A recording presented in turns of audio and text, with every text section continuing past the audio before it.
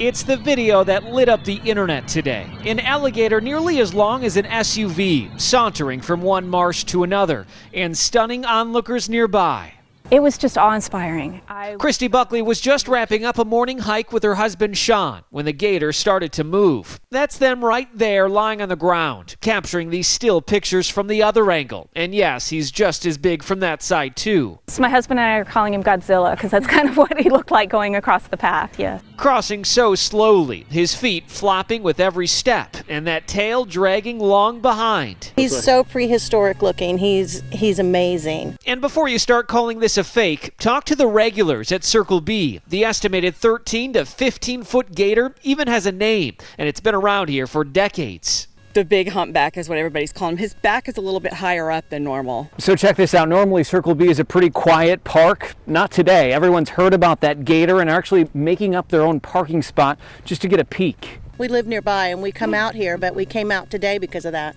The trails on this protected, sprawling piece of land is a hotspot for hikers and photographers because you never know what you'll find. Like in this case last spring. This time around, Buckley says they never felt threatened, and they were ready to jump to their feet if needed. I probably should have been a little more afraid than I was. I was just so inspired by seeing this amazing creature. A creature that almost looks to be from a different era.